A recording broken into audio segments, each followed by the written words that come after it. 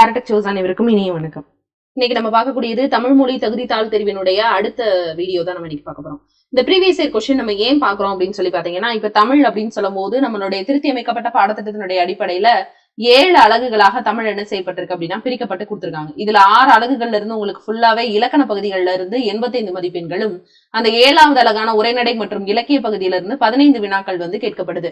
அப்ப உங்களுடைய மனப்பாடம் செய்யக்கூடிய அந்த திறனை சோதிக்கிறதுக்கான அந்த கேள்விகள் 15 வினாக்கள் தான் கேட்கப்படுது.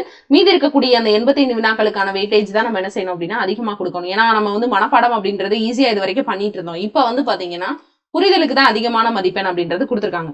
உதாரணமா சொல்லணும் அப்படின்னு சொல்லி பாத்தீங்கன்னா, இப்ப முதல் அழகான இலக்கணத்தை என்ன செஞ்சிருக்காங்க, எழுத்து சொல் அப்படின்னு 2ஆ பிரிச்சு என்ன செஞ்சிருக்காங்க, இலக்கணத்துக்கு 25 கேள்விகள் அப்படின்றத கொடுத்திருக்காங்க. இதுல எழுத்து அப்படிங்கறது நம்ம படிக்கிறதுக்கு நிறைய விஷயங்கள் படிக்கணும். தமிழ் எழுத்துக்களினுடைய வகையும் தொகையும், எழுத்துக்களுடைய பிறப்பு, முதல் எழுத்துக்கள் அதனுடைய டைப்ஸ், சார்பு எழுத்துக்கள், மொழி முதல் மற்றும் இறுதி எழுத்துக்கள், இணை எழுத்து, சுட்டெழுத்து, வினா எழுத்து, மயங்கொலின்னு சொல்லி நம்ம நிறைய வகைகள் படிக்கணும். இப்ப அதனாலதான் நம்ம என்ன செய்ய போறோம் அப்படின்னா, இது எல்லாமே படிக்கணும் அப்படின்றதோட இதோட பேசிக் என்ன அப்படின்னா ப்ரீவியஸ் இயர் கொஸ்டின் பார்க்கணும். இப்ப அந்த வரிசையில தான் நம்ம என்ன செஞ்சுட்டு இருக்கோம் அப்படின்னா, அந்த ப்ரீவியஸ் இயர் கொஸ்டின்ஸ் 1 by 1 என்ன செஞ்சுட்டு இருக்கோம்னா பாத்துட்டு இருக்கோம். அந்த வரிசையில நம்ம இன்னைக்கு பார்க்கக்கூடியது முதல் கேள்வி. இது 2023ல கேட்கப்பட்ட ஒரு வினாத்தாள். பொங்கல் கூட்டல் அன்று இதை சேர்த்தெழுதும் போது கிடைப்பது உடல் அப்படின்றது மெய்யெழுத்து. இது ஒரு உயிர் எழுத்து. உடல் மேல் உயிர் ஒன்றுவது இயல்பே அப்படின்ற புணர்ச்சி விதியின்படி இல்லாவும் சேர்ந்து ழா அப்படின்னு மாறும். அப்ப பொங்கல் அன்று அப்படின்னு புணரும். பொங்கல் அன்று. இங்க ஏற்கனவே பொங்க இருக்கு, இங்க அன்று அப்படியே, இந்த அன்று அப்படியேதான் இருக்கு. இந்த இல்லு ஆவும் சேர்ந்தா பொங்கல் அன்று, லா மட்டும் மாறும். அடுத்ததா சீரிழமை. இதை ஒரு சிஸ்டர் கேட்டிருந்தாங்க. நம்மளுடைய பிரித்தெழுதுக ப்ரீவியஸ் இயர் கொஸ்டின்ஸ் வீடியோ நம்ம போட்டிருக்கும் போது பிரித்தெழுதுக மட்டும் தனியா எடுத்து நம்ம ப்ரீவியஸ் இயர் கொஸ்டின்ஸ் போட்டிருக்கோம். அதுல சீர்மை கூட்டல் இளமை தானே வரும் அப்படின்னு சொல்லி என்ன செஞ்சிருந்தாங்க அப்படின்னா கேட்டிருந்தாங்க. சீர்மை அப்படின்றது என்னன்னா, இன்று இருக்கிறது மாதிரியே என்றும் இளமையாக இருக்கிறவளே அப்படின்னு அர்த்தம். சோ அதனால என்ன அர்த்தம் அப்படின்னா சீர்கூட்டல் இளமை அப்படிங்கறது அர்த்தம். ஆப்ஷன் ஏ, சீர்கூட்டல் இளமை. அப்ப இங்க என்ன விதி, முதல் என்ன விதி பார்த்தோமோ அதேதான். உடல் மேல், உடல்ன்ற மெய்யெழுத்து மேல உயிர் ஒன்றுவது இயல்பே அப்படின்ற விதிப்படி சீரிழமை அப்படின்னு என்ன செஞ்சிருக்கோம் அப்படின்னா உணர்ந்திருக்கும். பூக்கூட்டல் சோலை, பூ பெயர் முன் இனமென்மையும் அப்படின்ற ஒரு விதி இருக்கு. பூ பெயர் முன் இனமென்மையும் அப்படின்னு சொல்லக்கூடிய ஒரு புணர்ச்சி விதி. இதன்படி பாத்தீங்கன்னா இன மென்மையும், இந்த சா அப்படிங்கிறதுக்கான இன எழுத்தாக இஞ்சு புணரும். நமக்கு தெரியும் கசட தபர அப்படின்னு என்ன, எத்தனை வல்லின எழுத்து அப்படின்னா 6 வல்லின எழுத்துக்கள். இதுக்கு ஞெஞன நமன அப்படின்னு சொல்லக்கூடிய 6 எழுத்துக்களும் என்ன எழுத்துக்கள் அப்படின்னா மெல்லின எழுத்துக்கள். இது எல்லாமே இதுக்கு இன எழுத்துக்களாக வரக்கூடியது. ஞாவுக்கு கா, இஞ்சுக்கு சா, நாவுக்கு டா, இந்துக்கு இத்து, இம்முக்கு இப்பு, இருனுக்கு இரு.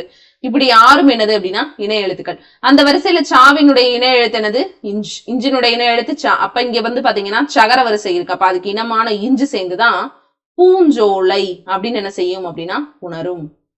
இங்க இருக்கு பாத்தீங்களா ஆப்ஷன்ல. இப்போ ஆப்ஷன் டி. அடுத்து கூட்டப்பெயர்கள். யானை அப்படிங்கிறது ஒன்னா இருக்கும் போது யானை, நிறைய யானைகள் இருக்கிறது என்ன சொல்லுவோம்னா யானை கூட்டம் அப்படின்னு சொல்லுவோம். இது பாத்தீங்கன்னா எண்ணடை, இது வினை மரபுகள், இந்த மாதிரி தொகையா நிறைய இருக்கக்கூடியது. இந்த மாதிரியான விஷயங்களை நம்ம நிறைய பார்த்து வச்சுக்கணும். இப்ப ஆட்டு மந்தைன்னு சொல்ற மாதிரி யானை கூட்டம் அப்படின்னு சொல்லுவாங்க. அப்ப ஆப்ஷன் டி. அடுத்த சொற்களினுடைய கூட்டுப்பெயர்கள். பழம் நிறைய இருந்துச்சுன்னா அது என்ன சொல்லுவாங்கன்னா பழக்குவைன்னு சொல்லுவாங்க. இது கல் நிறைய இருந்துச்சுன்னா கற்குவியல் அப்படின்னு சொல்லுவோம். பழம் நிறைய இருந்துச்சுன்னா பழக்குலை அப்படின்னு சொல்லுவோம். Option C. அடுத்து 10 பாட்டு நூல்களுள் ஒன்று முல்லைப்பாட்டு. முல்லைப்பாட்டை பாடியவர் கபிலர் அப்படின்னு கொடுத்திருக்காங்க. முல்லைப்பாட்டை பாடியவர் யாரு, நப்பூதனார். முல்லைப்பாட்டு அதாவது 10 பாட்டு நூல்கள்ல ஒன்றுதான் முல்லைப்பாட்டு அப்படின்னா 10 பாட்டுல மொத்தம் எத்தனை பாடல்கள், 10 பாடல்கள் நமக்கு அது என்னன்றது தெரியும். முருகு 12, திருமுருகாற்றுப்படை, பெருமானாற்றுப்படை, சிறுபானாற்றுப்படை, பொருணராற்றுப்படை அப்படின்னு சொல்லி மொத்தம் 10 பாடல்கள் இருக்கும். அதுல இருக்கக்கூடியதான் என்னது அப்படின்னா முல்லைப்பாட்டு. அவனுடைய ஆசிரியர் கபிலர் கிடையாது. அப்ப கூற்று 1 மட்டும் என்னது அப்படின்னா சரி. அடுத்து 7வது கேள்வி. தமிழ்நாட்டின் தென் மாவட்டங்களில் விவசாயத்துக்கும் குடிநீருக்கும் உதவக்கூடிய முல்லை பெரியார் அணையை கட்டியவர் ஜான் பென்னிக்யூக் அப்படின்னு சொல்றாங்க. இந்த கூற்று சரி. முல்லை பெரியாறு அணையை கட்டியவர் தான் யார், ஜான் பென்னிக்யூக். இவருக்காக தான் என்ன செய்யறாங்க அப்படின்னா ஒவ்வொரு ஆண்டுகளுமே அங்க ஒரு குடமுழுக்கு மாதிரியே எடுத்து என்ன செய்யறாங்க அப்படின்னா செய்யறாங்க. கிட்டத்தட்ட அவருடைய அந்த நினைவை போற்றக்கூடிய வகையிலையும் அந்த அணைக்கட்டு உருவாக்கப்பட்டதை போற்றக்கூடிய வகையிலும் அந்த மக்கள் என்ன செய்யறாங்க அப்படின்னா செஞ்சுட்டு இருக்காங்க. அது விவசாயத்துக்கும் தென் மாவட்டங்களினுடைய குடிநீர் வசதிக்கும் அது பயன்படுது. அடுத்து இதுக்கு காரணம் என்ன அப்படின்னா மேற்கு தொடர்ச்சி மலையில பெய்யக்கூடிய மழை நீர் அந்த பெரியார் ஆற்றுல ஓடி வீணாயிரத்தை தடுக்க, ஏன்னா அந்த ஆத்து வழியா போய் கடலை தான் கலக்கப்படுது.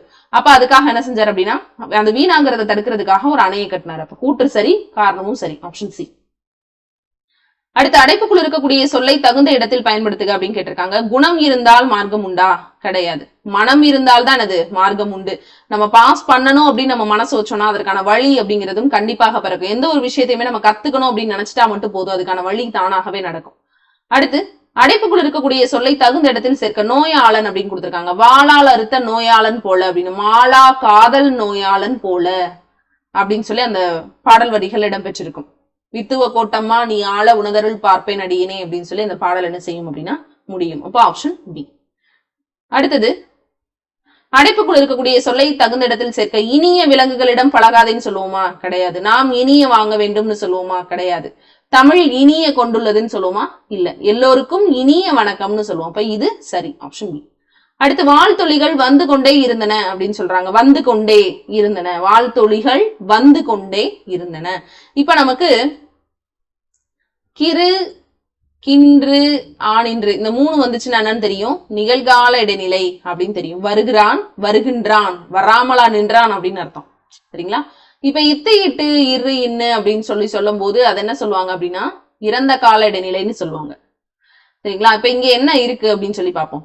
வாழ்த்தொழிகள் வந்து கொண்டே இருந்தன, இருந்துச்சு. வாழ்த்தொழிகள் வந்துகிட்டே தான் இருந்தது, அப்ப வந்துருச்சு அப்படிதான் அர்த்தம். அப்ப வந்து கொண்டே இருந்தன. இத்து இட்டிருன்னு இறந்த கால இடைநிலை. இப்ப இருக்கின்றன அப்படின்னு முடிஞ்சிச்சுன்னா அது என்ன அர்த்தம்? நிகழ்கால இடைநிலை. இருந்தன அப்படின்னா முடிஞ்சிருச்சு. ஆப்ஷன் சி, இறந்த காலம். அடுத்து சரியான இணையை தேர்ந்தெடு. மழை பெய்யாது அப்படின்னாங்க. மழை பெய்யாதுன்னா இனிமே நடக்காதுன்னு தானே சொல்லுவோம். அப்ப எதிர்காலம் தானே வரணும். இறந்த காலம்ன்றது தவறு தானே. அப்ப இது தவறு. மழை பெய்யும் அப்படிங்கிறது நாளைக்கு மழை பெய்யும் அப்படின்னு வானிலை அறிவிப்பு சொல்றாங்க. அல்லது இன்று மாலை மழை பெய்யும்ங்கிறது இனிமே நடக்க போறதா சொல்றது. அப்ப எதிர்காலம், இது சரி. அடுத்து பாருங்க, மழை பெய்தது. மழை பெய்தது அப்படின்னா பெய்ஞ்சு முடிச்சிருச்சு. அப்ப அதை என்ன சொல்லுவோம்? இறந்த காலம்னு சொல்லுவோம். அப்ப இதுவும் தவறு. அடுத்து மழை பெய்கின்றது அப்படின்றாங்க. மழை பெய்கிறது. பெய்கிறதுனா இப்ப பெய்ஞ்சிட்டு இருக்குதானே. கிறு, கின்று, ஆனின்றுன்ற நிகழ்கால இடைநிலை வச்சு வந்துச்சுன்னா நிகழ்காலம், எதிர்காலம் கிடையாது. சோ அப்ப இதுவும் தவிர ஆப்ஷன் பி. அடுத்து கீழ்கண்ட வாக்கியங்களில் இறந்த காலத்தை காட்டக்கூடிய வாக்கியத்தை கண்டறிக அப்படின்னு கொடுத்திருக்காங்க. பழம் நழுவி பாலில் விழாது, தவறு. அவங்க என்ன கேட்டிருக்காங்க? இறந்த காலத்தை காட்டணும். பழம் நழுவி பால்ல விழாதுன்னா இனிமேதான் அது நடக்க போகுது. அப்ப இது எதிர்காலம். பழம் நழுவி பால்ல விழும், இதுவும் இனி பாரு கரெக்டா அந்த இடத்துல வந்து விழும் அப்படின்னு சொல்றது எதிர்காலத்துல நடக்கக்கூடியதை முன்கூட்டியே கணிப்பது.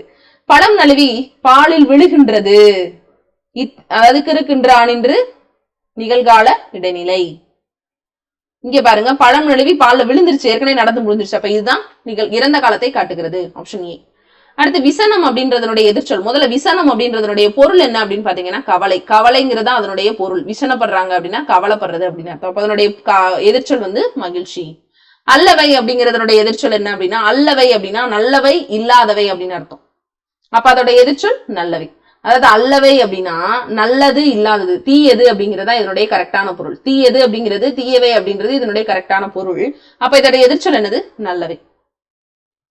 மயிலை அப்படின்னு வழங்கப்படக்கூடிய ஊர் பெயர் எது அப்படின்னா மயிலாப்பூர். மயிலாடுதுறை, மயிலாடும்பாறையில மயிலாப்பூர்.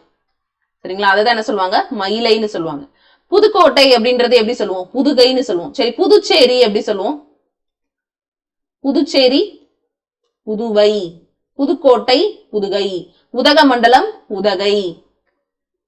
அடுத்து சிவிங்கம் அப்படிங்கறத தமிழ் படுத்தணும்னா சுவைப்பு பையின். இது ரொம்ப முக்கியமான ஒரு வார்த்தை. இது வந்து நிறைய பேர் நம்ம எல்லாம் இதுக்கு முன்னாடி கேள்விப்பட்டிருக்க. பபுள் காம்னு சொல்லுவோம், அது நமக்கு தெரியும்.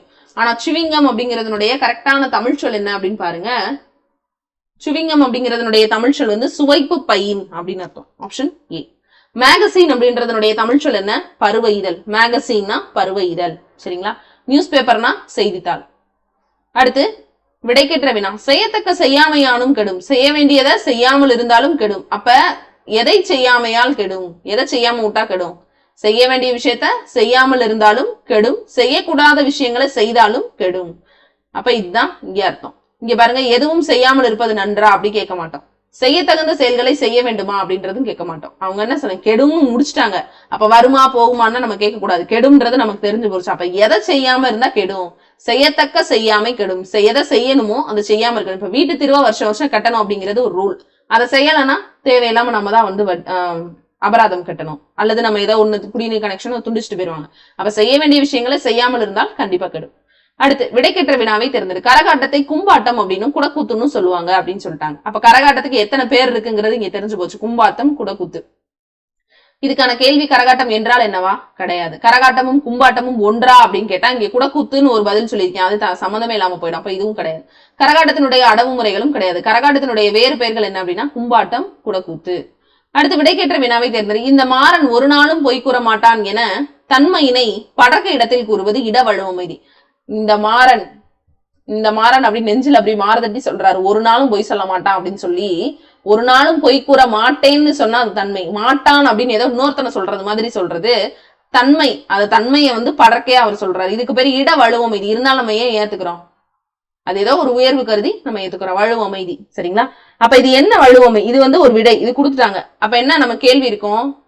இப்படி ஒரு ஸ்டேட்மெண்ட் கொடுத்து இது எந்த வகை வழுவமைதின்னு கேட்கலாம். அல்லது இட வழுவமைதி என்றால் என்ன, அதுக்கு ஒரு எடுத்துக்காட்டு கொடுங்கன்னு கேட்டா நம்ம சொல்லலாம். ஆனா இங்க கொடுத்திருக்கிற 4 ஆப்ஷனையும் பாருங்க. இது ஒரு விடை. இங்க கொடுத்திருக்கிறது ஒரு விடை. இதுக்கேற்ற விடா நம்ம கேட்கணும். என்ன வழுவமைதி இது அப்படின்னு கேட்க முடியாது. இது எவ்வகை வழுவமைதி? இந்த மாறன் ஒரு நாளும் பொய் கூற மாட்டான், இது எவ்வகை வழுவமைதி? சரிங்களா? இப்போ ஆப்ஷன் டி. அடுத்து விடைக்கேற்ற வினா. முத்து குளிக்கும் கொற்கையினுடைய அரசர் அதிவீரராம பாண்டியர். கொற்கையினுடைய அரசர் யார்? கொற்கையினுடைய அரசர் யார்? அல்லது அதிவீரராம பாண்டியர் எப்பகுதியின் அரசர் அப்படின்னு கேள்வி கேட்கலாம். அடுத்து சரியான விடையை தேர்க. நான் லைட் ஹவுஸுக்கு செல்கிறேன். நான் கலங்கரை விளக்கத்திற்கு செல்கிறேன். Option C. அடுத்து பிறமொழி சொற்களுக்கு இணையான தமிழ் சொற்களை கண்டறிக. நாமகரணம், வணக்கம். நாமகரணம் சூட்டுறது அப்படின்னா என்ன அர்த்தம்? பெயர் வைக்கிறது அப்படின்னு அர்த்தம். நாமகரணம் சூட்டுறது அப்படின்னா பெயர் வைக்கிறது. Option B. சரியான இணையை தேர்ந்தெடு. மதுரவசனி அப்படின்னா தேன்மொழி பாவை. மது. சரிங்களா? மது. வசனி அப்படின்னா பாவைன்னு அர்த்தம். மதுரவசனினா தேன்மொழி பாவை. Option C. இதெல்லாம் ரொம்ப முக்கியமானது. சுவிங்கத்துக்கு இருக்கக்கூடிய அந்த கேள்விதான் ரொம்ப முக்கியமானது. நல்லா பார்த்து வச்சுக்கணும் இந்த சுவிங்கம் கேள்வியை. அதுக்காக தான் நம்ம ப்ரீவியஸ் இயர் கொஸ்டின் பார்த்துட்டு இருக்கோம். பணிந்து, பணிந்து. பணிந்து, ஆசிரியருக்கு பணிந்து அவர் பணித்தவற்றை எல்லாம் நான் செய்தேன். பணிந்து அப்படின்னா கீழ்ப்படிந்துன்னு அர்த்தம். பணிந்து அப்படின்னா கீழ்படுறது அல்லது கட்டுப்படுறது. பணித்து அப்படின்னு சொன்னா நான் இன்னொருத்தனுக்கு கட்டளையிடுறது. எப்படி? எனக்கு மேல ஒருத்தர் இருக்காரு, அவர் எனக்கு சொல்றதுக்கு பேரு அவர் சொல்றத நான் கேட்டு கட்டுப்படுறதுக்கு பேரு பணிந்து. நான் இன்னொருத்தனை நான் சொல்றத நீ கேளுன்னு சொல்றதுக்கு பேரு பணித்து, கட்டளையிடுறது அல்லது உத்தரவிடுறது அப்படின்னு அர்த்தம். அவர் எனக்கு மேல இருக்கிறவர் சொல்லக்கூடிய உத்தரவுக்கு நான் கட்டுப்படுறதுக்கு பேரு தான் என்னது அப்படின்னா பணிந்து. பணித்து அப்படின்னா எனக்கு கீழே இருக்கிறவன் நான் சொல்றத செய்யடா அப்படின்னு சொல்லி நான் உத்தரவு போடுறதா என்னது அப்படின்னா பணித்து. சரிங்களா? Option B. அடுத்து சரியான பொருளை அறிக. தகளி அப்படின்னு சொல்றாங்க. தகளி. வையமே தகளியாக, வார்க்கடலை நெய்யாக. பொய்யாழ்வார் பூதத்தாழ்வார் எழுதின 2 பாடல்கள் இருக்கும். அதுலதான் அந்த தகளி அப்படின்னு என்ன அர்த்தம்? அகல் விளக்கு. Option B. அடுத்து காருகர் அப்படின்னா நெய்யறவங்க. பாசவர் அப்படின்னா வெத்தலை விக்கிறவங்க. ஓசுனர்னா எண்ணெய் விக்கிறவங்க. அப்ப காருகர் அப்படின்னா என்ன அர்த்தம்? நெய்பவர் அப்படின்னு அர்த்தம். Option C. நுழாய் அப்படின்னா என்ன அர்த்தம்னா இளம்பாக்கு. கற்கள் அப்படின்னா இளநல். கவ்வை அப்படிங்கிறது எல் பிஞ்சு. கச்சல் அப்படின்னா வாழை பிஞ்சு. அடுத்து இதெல்லாம் இளமை பெயர்கள்லாம் படிச்சு வச்சுக்கோங்க. ஏன்னா அந்த மரபு சொற்கள்ல இதெல்லாம் அந்த மாதிரியான கேள்விகள் எல்லாமே இடம் பெறலாம். நம்ம எல்லாத்துக்குமே ரெடியா இருந்துக்கணும். அடுத்ததான் விதி, வீதி. இதுதான் என் தலை விதி அப்படின்னு நான் ஏத்துக்கிட்டு தான் ஆகணும் அப்படின்னா இதுதான் எனக்கு எழுதப்படாத ஒரு சட்டம் அப்படின்னு சொல்லலாம். வீதி அப்படின்னா கடைத்தெரு. சரியா? இது விதித்தல் அப்படிங்கிறதும் இந்த விதிக்கு கரெக்டா வரும். ஆனா வீதிங்கிறது தெரு அப்படிங்கிற ஒரு பொருத்தத்துலதான் வரும். இங்க பாத்தீங்கன்னா மாத்தி இருக்கு. 2 பேருமே ஒன்னா இருக்கிற மாதிரி இருப்பாங்க, ஆனா மாறி இருக்காங்க. இங்க கேள்விக்கு கேட்ட பதில் கரெக்டா இருக்கணும். அடுத்து நசி, நாசி. குறில் நெடில் வேறுபாடு. நசி அப்படின்னா என்ன அர்த்தம்னா குறைகிறது. நசினா குறைகிறது. அதாவது என்ன சொல்றது, கூட்டத்துல நிறைய கூட்டம் கொஞ்சம் நசிஞ்சிருச்சு அப்படின்னா குறைஞ்சிருச்சு அப்படின்னு அர்த்தம். நாசி அப்படின்னா மூக்கு. இந்த வார்த்தைகள் ரொம்ப முக்கியமான வார்த்தைகள். நாசி, நாசித்துளை வழியாக சுவாசித்தேன். நாசி அப்படின்னா மூக்கு. களை அப்படிங்கிற சொல்லுக்கு பொருத்தமுடைய 2 பொருட்கள். களைன்னு என்ன சொல்லுவாங்க? ஒரு பயிர்களுக்கு நடுவுல வேண்டாத ஒரு செடிதான் அது அப்படின்னா களை. வயலினுடைய களை. அந்த பிள்ளை நல்லா முகக்கலையா இருக்குப்பா அப்படின்னு சொல்றதுக்கு பேரு முகத்தின் ஒளி அப்படின்னு அர்த்தம். முகக்கலை, முகத்தின் ஒளி. அடுத்து சொல்லுடைய இருபொருள் தருக. சொல் அப்படின்றப்ப சொல்லுக்கு இன்னொரு பொருள் என்னது? நெல் அப்படின்றதும் சொல்லை குறிக்கும். பதம் அப்படிங்கிறதும் சொல்ல குறிக்கும். கிழவி அப்படிங்கிறதும் சொல்லை குறிக்கும். சரிங்களா? இப்ப வேற எதுவுமே குறிக்காது. அப்ப சொல் அப்படிங்கிறதுக்கான 2 பொருள் என்ன? சொல் அப்படின்னா நெல்லுக்கும் என்னது சொல்லுன்னு தான் பேரு. பதம் அப்படிங்கிறதுக்கும் சொல்லுன்னு தான் பேரு. அதே மாதிரி பாருங்க, உறவு அப்படிங்கன்னா சுற்றத்தை என்ன சொல்லுவோம் அப்படின்னா உறவுன்னு தான் சொல்லுவோம். விருப்பம் தெரிவிக்கிறத என்ன சொல்லுவோம், உறவுன்னு தான் சொல்லுவோம். அடுத்து உங்க ஊருக்கே நான் வர்றேன் அப்படின்றத எழுத்து வழக்குல எழுதுக. உங்கள் ஊருக்கு வருகிறேன். கிரு கின்று ஆனின்று அப்படின்னு சொன்னா அது நிகழ்கால இடைநிலை, அப்படிதானே? கிரு கின்று ஆனின்று. இப்ப உங்க ஊருக்கு நான் வருகிறேன் அப்படின்னு சொல்றாரு. கிருன்னு இருக்கா? இப்ப இதுல இன்னொன்னு ஆப்ஷன் இருக்கு, இத்து இட்டு இருன்னு. இது இறந்த கால இடைநிலை. உங்க ஊருக்கு தான் நான் வர்றேன் அப்படின்னு சொல்றாரு. இனிமே வர போறாரா? உங்க ஊருக்கு தான் நான் வந்துகிட்டு இருக்கேன் அப்படின்னு அர்த்தம். சரிங்களா? அடுத்து வெரசா வந்துருவேன், நான் சீக்கிரமே வந்துருவேன், இனிமே அப்ப வந்துகிட்டு இருக்கேன், இனிமேதான் வந்துருவேன் அப்படின்னு சொல்றது விரைவில் வந்து விடுவேன். இப்போ இவ்வும் எதிர்கால இடைநிலை, இது எதிர்காலம். இதெல்லாம் நீங்க இப்படியே பிரிச்சு பிரிச்சு பழகிட்டீங்கன்னா எது காலம் அப்படின்றது உங்களுக்கு தெரிஞ்சிடும். அதாவது இத்து இட்டு இரு இன்னு இறந்த கால இடைநிலை, கிரு கின்று ஆனின்று அப்படின்றது நிகழ்கால இடைநிலை. அடுத்ததா இப்பும் இவ்வும் எதிர்கால இடைநிலை. தற்போது வெகுவாக அழிந்து வரக்கூடிய பறவை இனம் எது அப்படின்னு கேட்கலாம். எவைன்னு கேட்க மாட்டாங்க. அழிந்து வரக்கூடிய பறவை இனம் ஒரே ஒரு இனத்தை மட்டும் தான் பேசியிருக்காங்க, அதனால எதுன்னு தான் கேட்கணும். அடுத்து சரியான வினா சொல்லை தேர்ந்தெடு. வினைத்திட்பம் என்பது யாது? எதுன்னு கேட்க கூடாது. வினைத்திட்பம் அப்படின்றது அதனுடைய திருக்குறளினுடைய உயர்வு கருது யாது அப்படின்னு கேட்கணும். இந்திய நூலகவியலின் தந்தை என அறியப்படுபவர் யார்? ஏன்னா அவர் ஒருத்தர் தானே, இப்ப யாவர்னு கேட்க முடியாது. அடுத்து சரியான நிறுத்தற்குறிகள் இடப்பட்ட தொடரை கண்டறிக. ஆச்சரியம் சொல்றாரு, இவ்வளவு பெரிய கரடி, புல் ஸ்டாஃப், கமா கிடையாது, புல் ஸ்டாஃப். கரடிக்கு மரம் ஏற தெரியுமா? அடுத்த கேள்வி. அப்ப கேள்விக்குறி, வினாக்குறி. சரிங்களா? அடுத்து பொருத்தமான நிறுத்தற்குறிகள் இட்ட தொடரை கண்டறிக. பேரறிஞர் அண்ணா அவரை பத்தி சொல்றாங்க, கமா. கமாவா பண்ணும்? பேரறிஞர் அண்ணா அவர் ஒரு சொல்றாரு, செவ்வாழை என்னும் சிறுகதை எழுதினார். அவரை பத்தி தான் நம்ம பேசுறோம், அந்த எழுவாயை பத்தி தான் பேசுறோம். பேரறிஞர் அண்ணா ஒற்றை மேற்கோள் கூறி அவர் எழுதின சிறுகதை செவ்வாழை. Option B. இனியன் நன்கு படித்தான், அதனால் தேர்ச்சி பெற்றான். அந்த இணைப்பு சொல் வர இடங்கள்ல இந்த மாதிரியான மேற்கோள் குறிகள், அதாவது முக்கால் புள்ளி இடம் பெற்று அதுக்கு பக்கத்துல ஒரு கமா வரணும். அடுத்து மாணவனுக்குரிய எதிர்பார் என்னது? எதிர்பால் வந்து மாணவி. சிறுவன்னு கொடுத்திருந்தாங்கன்னா சிறுமி, தோழன்னு கொடுத்திருந்தா தோழி, அரசன்னு கொடுத்திருந்தா அரசி. எதிர்பால் அப்படின்னா இப்ப ஆண் பால் கொடுத்திருந்தா நம்ம பெண் பால் எழுதணும், அதான் அது. அடுத்து பொருந்தாத இணை. தமிழ் எண்கள் கண்டிப்பா தெரியணும். நான் வந்து இங்க எழுதுறேன், 1 2 3 4 5 6 7 8 9 10. கடலை உருண்டையை இங்கனம் சவைத்து ருசித்து சாப்பிட்டு எடுத்து அதை கூடையில் கட்டினான் அப்படின்னு சொல்றது. சரிங்களா? அப்ப மொத்தம் 10. இப்ப இங்க கொடுத்திருக்கிற எழுத்த பாருங்க. 1க்கு கடலை உருண்டை கா, 2க்கு உருண்டை இங்கேயும் கரெக்டா இருக்கு, இங்கேயும் கரெக்டா இருக்கு, 3க்கு ங, 4க்கு இதா வரும் ஏ அப்படிங்கிறது 7 அப்படிங்கிறதுக்கு போற மாதிரி இருக்கா, 7ஆம் நம்பரை போடுற மாதிரி இருக்கா. அப்ப ஏனா 7 இங்க ஞாபகம் வச்சுக்கணும். அப்ப இங்க 4ஆம் நம்பருக்கு என்ன வரும்?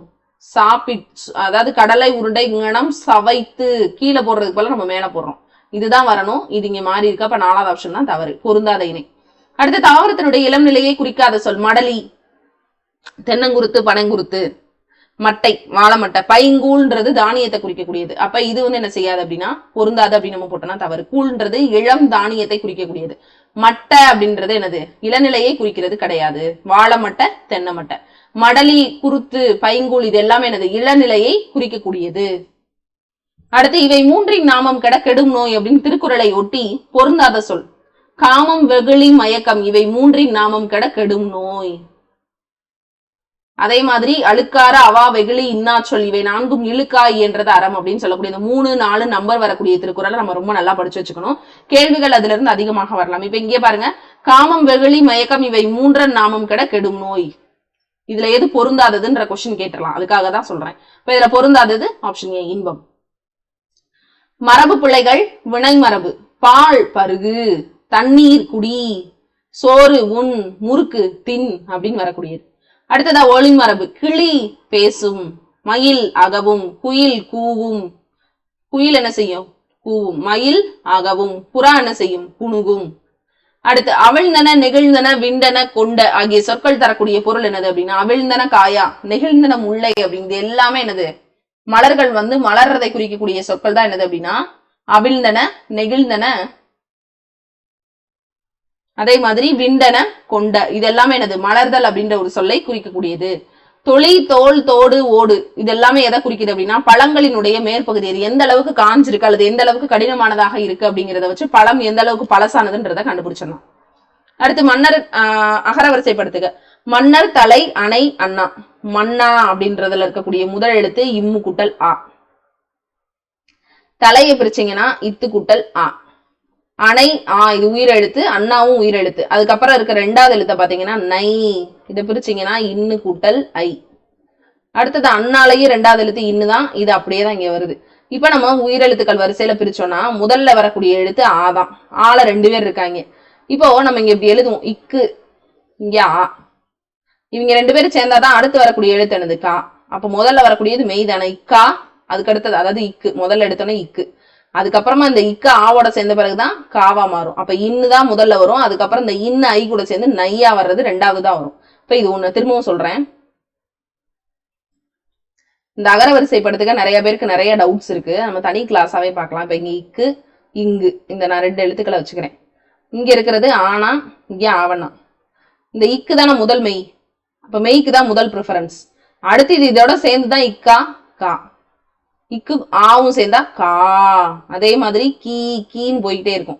அதே மாதிரி இங்கும் ஆவும் சேர்ந்தா ங, இங்கும் ஆவும் சேர்ந்தா ஙா அப்படின்னு போகும். அப்போ ஒரு மெய் எழுத்துக்கு அப்புறம் தான் அதனுடைய அடுத்தடுத்த வரிசைகள் வரும். அப்ப இன்னு முதல்ல, அதுக்கப்புறம் தான் நை. அப்ப அண்ணா 1, அணை 2. அடுத்ததா இத்து முதல்ல வந்திருக்கா இம்மு முதல்ல வந்திருக்கா நமக்கு தெரியணும். அதுக்கு நமக்கு என்ன தெரியணும்? இக்கு இஞ்சு தெரியணும். இக்கு இங்கு இச்சு இஞ்சு, இத்து இந்து இப்பு இம்மு. அப்ப தழை 3, மண்ணா 4. அப்போ ஆப்ஷன் சி. அடுத்து அதே மாதிரி அகர வரிசைப்படுத்து இங்க கொடுத்துருக்காங்க. அகர வரிசைப்படுத்துக. மதம், மணம், மஞ்சள், மரகதம். இது 4ல இருக்கக்கூடிய முதல் எழுத்துமே என்னது? மகர வரிசை. இப்பதான் நம்ம மாட்டிருக்கோம். அடுத்து நம்ம 2வது எழுத்தை பார்க்கணும். அப்ப கண்டிப்பா நமக்கு என்ன தெரியணும்? இக்கு இஞ்சு வரிசை தெரியணும். இன்னு, இத்து, இந்து, இப்பு, இம்மு. அதுக்கப்புறமா அப்படியே இடையின எழுத்துக்கள் வரிசை எழுதணும். எரள, வளல.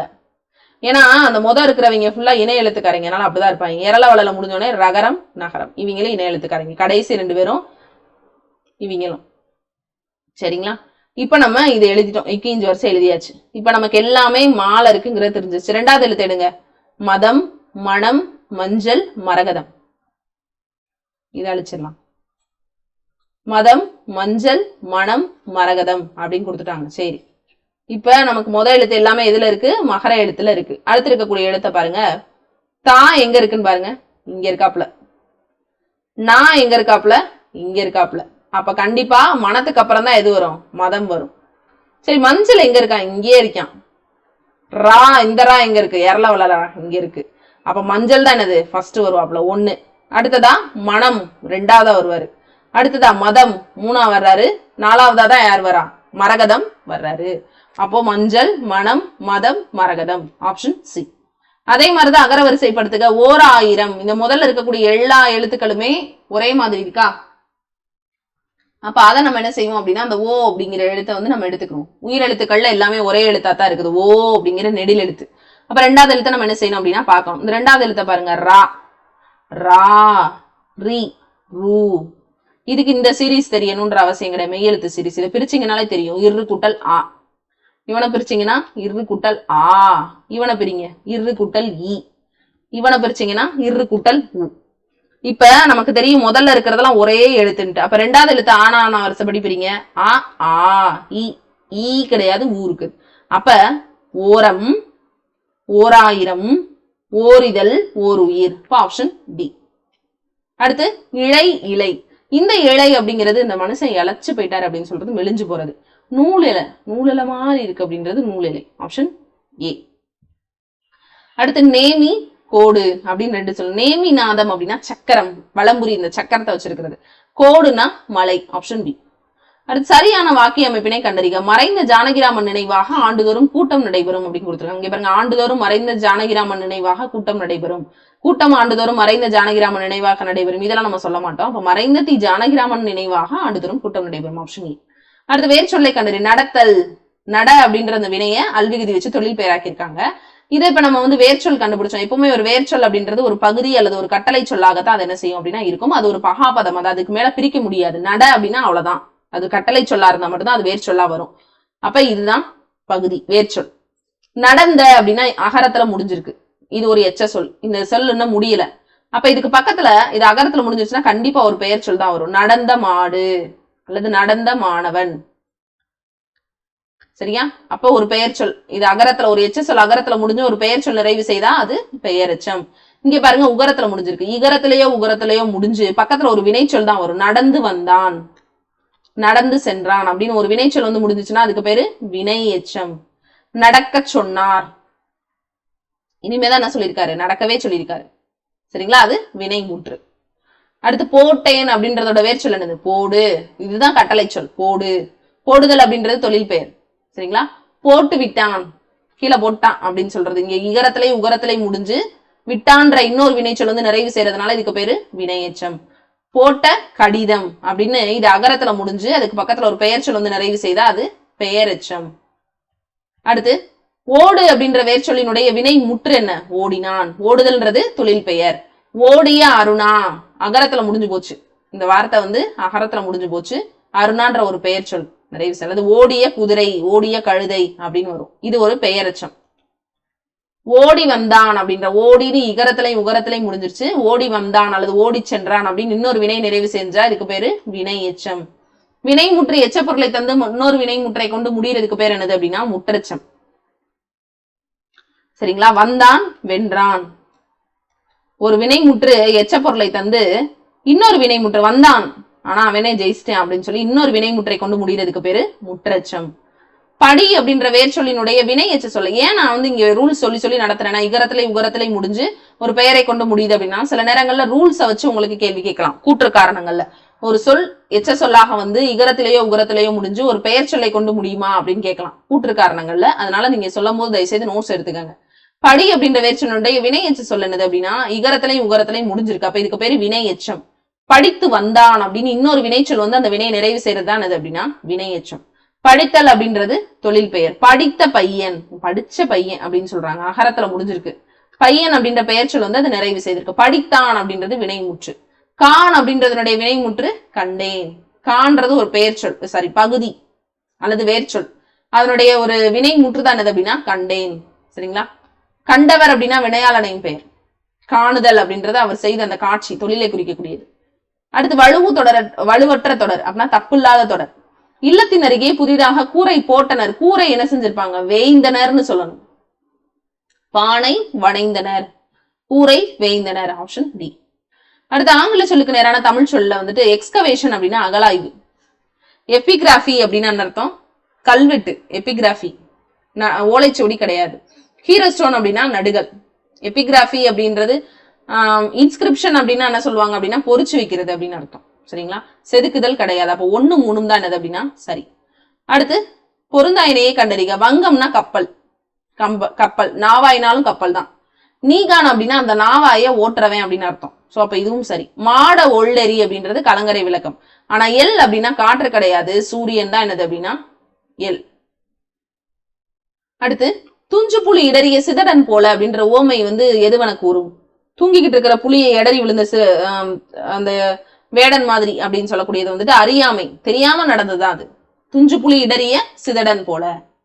அடுத்து பசுமரத்தாணி போல அப்படின்னா அந்த எப்பவுமே வந்துட்டு ஒரு விஷயத்த வந்து இளம் வயதுல நம்ம படிச்சிட்டோம் அப்படின்னா அது நம்ம மனதுல ஆழமா பதியும். அப்ப எளிதில் மனதில் பதிதல். அதெல்லாம் பச்சை மரத்துல இருக்கும் போதே ஆணி அடிச்சிருவாங்க. அப்ப பதியணும் அப்படின்றதுக்காக எளிதில் மனதில் பதிதல். அடுத்து விடை வகைகள். கடைத்தறி எங்குள்ளது அப்படின்ற வினாவுக்கு இப்பக்கத்தில் உள்ளது. கடைத்தறி எங்கப்பா இருக்கு அப்படின்னு ஒருத்தர் நம்மளை பார்த்து கேட்கிறான். இந்த பக்கம் இருக்கு அப்படின்னா அப்பக்கம், இப்பக்கம், அந்த, இந்தன்ற சுட்டெழுத்துக்களை பயன்படுத்தி சொல்லக்கூடியதுக்கு பேரு சுட்டு விடை. பக்கத்துல இருக்கு, இந்த அப்பக்கத்துல இருக்கு அப்படின்னு சொல்றதுக்கு பேரு சுட்டு விடை. ஊன்ற சுட்டெழுத்துக்களை பயன்படுத்தி சொல்லக்கூடிய விடை சுட்டு விடை. விடை 8 வகை, வினா 6 வகை. இதுக்கு நம்ம வீடியோ போட்டிருக்கோம், செக் பண்ணி பாருங்க. விடை வகைகள். உனக்கு கதை எழுத தெரியுமா அப்படின்ற வினாவுக்கு கற்றல் எழுத தெரியும். கேட்டா ஆமா இல்லன்னு சொல்லணும். கதை எழுத தெரியாது, தெரியாதுன்னு கூட சொல்லல, கற்றல் எழுத தெரியும் அப்படின்னு அதுக்கு இனமான இன்னொன்னு சொல்றதுக்கு பேரு இனமொழி விடை. கதை எழுத தெரியுமானா ஆமா இல்லன்னு சொல்லாம அதுக்கு இனமான இன்னொரு விஷயம், கதை தானே எழுத தெரியும், எனக்கு கற்றல் எழுத தெரியும் அப்படின்னு எனக்கு இனமான சொல்றதுக்கு பேரு இனமொழி விடை. அடுத்து வினாவிற்கு விடையாக இன்னொரு வினாவை கேட்பது எவ்வகை விடை? இந்த மாதிரி வந்து என்ன செய்யலாம், கூற்று ஸ்டேட்மெண்ட் கேட்கலாம். சோ தயவு செய்து எடுத்துக்காட்ட மட்டும் படிச்சுட்டு போயிடாதீங்க, கூற்று கண்டிப்பா தெரியணும். ஒரு வினாவுக்கு விடையாக இன்னொரு வினாவை கேட்பது. ஏப்பா தம்பி கடைக்கு போயிட்டு வரியா அப்படின்னு கேக்குறாங்க. போகாம இருப்பனா அப்படின்னு இன்னொரு கேள்வியை நம்ம என்ன செய்யறது, விடையா கேட்கறது. போகாம இருப்பனா அப்படின்னு. எப்பா நீ இந்த பாத்தியா, நீ பாத்தியா அப்படின்னு கேட்கறது. எதிர்த்து இன்னொரு வினாவே கேட்கிறது. அப்ப வினா எதிர் வினாதல் விடை, ஆப்ஷன் டி. அடுத்து நீ படிக்கவில்லையா அப்படின்ற வினாவுக்கு எனக்கு தலை வலிக்குதுங்க அப்படின்னு தனக்கு நடக்கிறத சொல்றது. வலிக்கிறது அப்படின்னு கிறுக்கின்றான்ன்றது சொல்றது நிகழ்காலம். அப்ப நிகழ்காலத்துல தனக்கு நடக்கக்கூடிய ஒரு விஷயத்த சொல்றதுக்கு பேரு உற்றது உரைத்தல். தனக்கு என்ன நடந்துகிட்டு இருக்கோ அதை சொல்றதுக்கு பேரு உற்றது உரைத்தல். நீ படிக்கவே இல்லையாடா அப்படின்னு கேட்டா எனக்கு தலை வலிக்குதுங்க அப்படின்னு சொல்றது. இப்ப எனக்கு தலை வலிக்குது அதனால நான் படிக்க முடியல அப்படின்னு சொல்றதுக்கு பேரு உற்றது உரைத்தல். நீ படிக்கலையா அப்படின்ற வினாவுக்கு நான் படிச்சா எனக்கு தலை வலிக்கும் அப்படின்னு சொல்லி இனிமே நடக்க போறத சொல்றதுக்கு பேரு அதாவது உருவது குரல். தலை வலிக்குதுன்னு சொன்னா அது உற்றது உரைத்தல், நடக்கிறத சொல்றது. தலை வலிக்கும், படிச்சாலே எனக்கு தலை வலிக்கும், புக் எடுத்தாலே எனக்கு தூக்கம் வரும், இனிமே நடக்க போறத சொன்னா உருவது கூறல், ஆப்ஷன் சி. ஒருமை பன்மை பிழையற்ற தொடரை கண்டறி. பறவைகள் தங்கியது, பறவைகள்னு பன்மை விதி சொல்லிட்டாங்க, அப்ப அதுன்ற விதி வராது, தங்கின அப்படின்னு வரணும், ஆப்ஷன் டி. அடுத்து ஒருமை பன்மை பிழை நீக்கி எழுதுக. மொழி வளரும் தன்மை உடையது அப்படின்னு தான் சொல்ல. மொழிங்கிறது ஒன்னதான் சொல்றாங்க, வளரும் தன்மையுடையது, ஆப்ஷன் சி. அடுத்து பவள விழியாள் பரிசுக்கு உரியவள். பவள விழியாள் அப்படிங்கிறது தவறு. ஒண்ணு பவள விழியாள் அப்படின்னு இப்படி கொடுத்துருக்கணும், அவ பேரே பவள விழியாளா இருக்கணும். ஆனா அப்படி கொடுத்துருக்காங்களான்னு பாத்தீங்கன்னா இல்ல. அப்ப பவள விழிதான் இது இணைப்பு தொடர். பாருங்க, பவள விழிதான் இங்க கரெக்டா இருக்கு. பரிசுக்கு உரியதுன்னு சொல்லியிருக்காங்க, அதை நான் ஆடா மாடா, அதுவும் தவறு. பவள விழியின் பரிசு உரியதுன்றதும் தவறு. பவள விழிதான் பரிசுக்கு உரியவள், ஆப்ஷன் சி.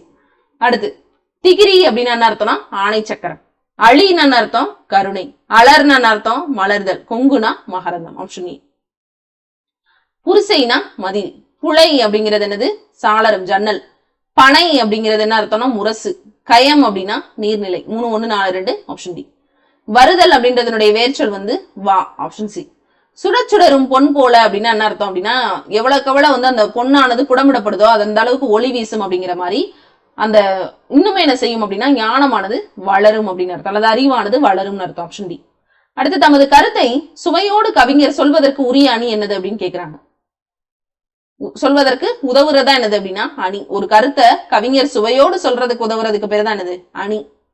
சரியா? கவிஞர் தமது கருத்தை சுவையோடு சொல்வதற்கு உதவுவது அணி. இங்க மாத்தி மாத்தி சொல்லுவாங்க, தமது கருத்தை சுவையோடு கவிஞர் சொல்வதற்கு உதவுவது அணி. இது ஒரு சென்டென்ஸ் கொடுத்திருக்காங்க, இது வார்த்தை மாறி இருக்கு, நம்ம வரிசைப்படுத்துறோம். சுவையோடு கவிஞர் தமது கருத்தை சொல்வதற்கு உதவுவது அணி, இப்படி சொல்ல மாட்டோம். கவிஞர் தமது கருத்தை சுவையோடு சொல்வதற்கு உதவுவதுதான் என்னது அணி, ஆப்ஷன் சி. அடுத்து பிறவினை தொடரை காண்க அப்படின்னு கொடுத்திருக்காங்க. மாலை அணிந்தான் அப்படின்னா தனக்குத்தானே மாலை ஓட்டுக்கிட்டான் அப்படின்னா தன்வினை, அது பிறவினை கிடையாது. மாலை அணிந்து கொண்டான் அப்படின்னாலும் அது அவனதான் செஞ்சிருக்கான். மாலை அணிந்து வந்தான், அவனுக்கு அவனே போட்டான். மாலையே கடவுளுக்கோ அல்லது வேற ஒருவருக்கோ போட்டு விட்டான், அணிவித்தான் அப்படிங்கிறது பிறவினை. பிறருக்கு செய்யறது பிறவினை. அடுத்து ஒண்ணு பிறருக்கு செய்யணும், இல்லைன்னா பிறரை கொண்டு செய்யணும். நான் இந்த வீட்டை கட்டினேன் அப்படின்றது இந்த வீட்டை. இன்னுமே செய்வினை செய்யப்பட்ட வினைகள், தன்வினை பிறவினைகள்லாம் நிறைய டவுட் இருக்கா, நம்ம ஒவ்வொரு கிளாஸா பார்க்கலாம். நான் அப்படின்ற எழுவாய், வீட்டை அப்படிங்கிறது செய்யப்படு பொருள். செய்யப்படு பொருள். கட்டினேன் அப்படின்றது என்னது பயனிலை. நான்றது ஒரு எழுவாய். அல்லது கண்ணன் வீட்டை கட்டினேன் அப்படின்னு சொல்றேன். இப்ப அந்த கண்ணன் அப்படிங்கிற இடத்துலதான் அந்த நான்ன்றது இருக்கு. இது ஒரு எழுவாய். எழுவாய் எப்பவுமே ஒரு பெயர் சொல் தான் வரும். அந்த எழுவாய் என்ன செஞ்சாரு, கட்டியிருக்காரு. அவர் செஞ்ச பயனிலை என்னது, கட்டுனது. எதை கட்டினாரு அப்படின்ற கேள்விக்கு எது பதிலா வருதோ அதுக்கு பேர் தான் என்னது செய்யப்படு பொருள். வீட்டை அப்படின்ற அந்த வீடு அப்படிங்கிற அந்த செய்யப்படு பொருளுக்கு பக்கத்துல ஐங்கிற இரண்டாம் வேற்றுமை உருபு வந்துச்சுன்னா அதுக்கு பேரு செய்வினை. கண்ணன் வீட்டை கட்டினான், அதே மாதிரிதான் நான் இந்த வீட்டை கட்டினேன்.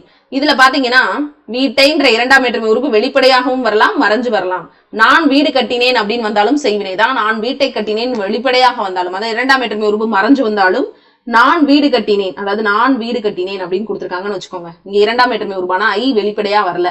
நான் வீடு கட்டினேன் அப்படின்னு இருந்தாலும், நான் வீட்டை கட்டினேன் அப்படின்னு இருந்தாலும், அதாவது ஐங்கிற இரண்டாம் வேற்றுமை உருவு மறைஞ்சு வந்தாலும் வெளிப்படையாக வந்தாலும் அதுக்கு பேரு செய்வினை. அடுத்து அப்ப ஆப்ஷன் சி. அடுத்து எவகை வாக்கியம் என கண்டறிக அப்படின்னு கொடுத்துட்டாங்க. அப்துல் நேற்று வருவித்தான். அவன் என்ன பண்ணிருக்கான், அமேசான்ல ஆர்டர் போட்டிருக்கான்.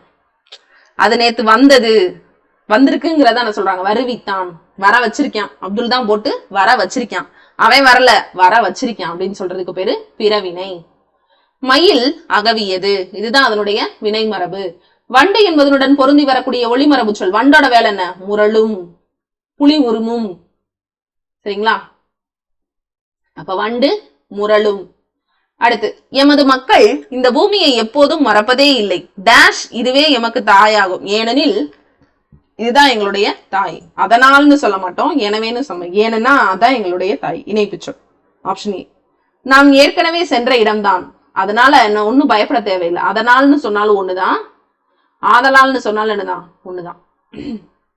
நீ ஏற்கனவே போய் பார்த்த இடம் தான், அதனால ஒன்னும் பயப்பட தேவையில்லைன்னு சொல்லணும். ஆதலால்னு சொன்னாலும் ஒண்ணுதான்.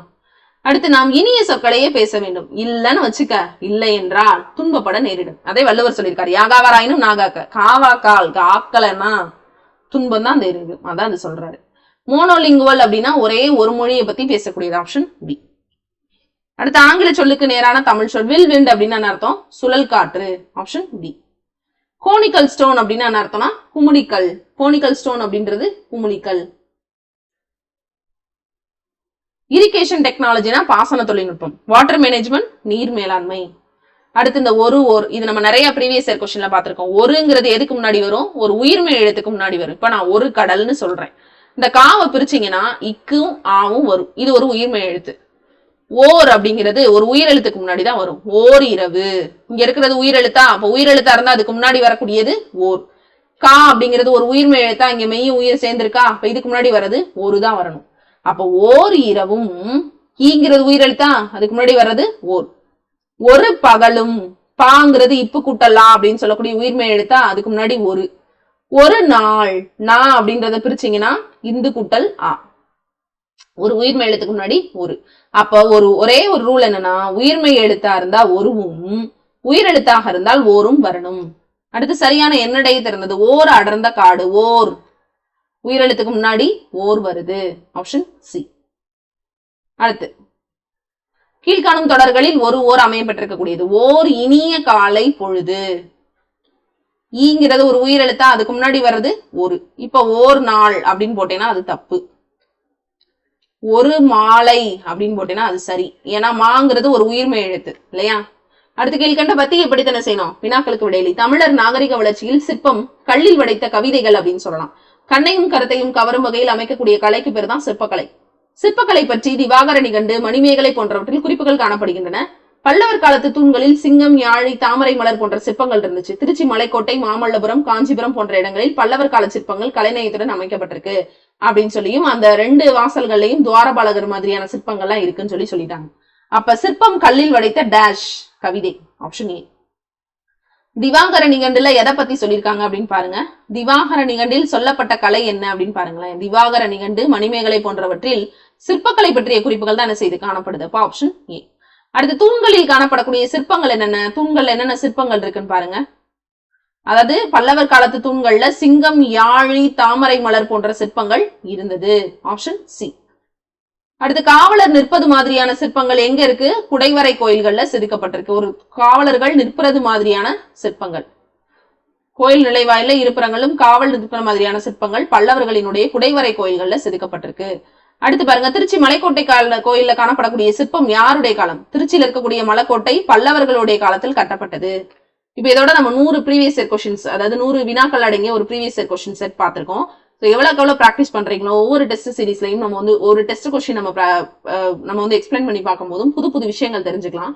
தயவு செய்து அதை யூஸ் பண்ணிக்காங்க. இதுல அந்த பபிள் காமோடைய தமிழ் சொல் என்ன அப்படின்றத நம்ம பார்த்திருக்கோம். தயவு செய்து யூஸ் பண்ணி நல்லா படிச்சுக்கோங்க. தேங்க்யூ.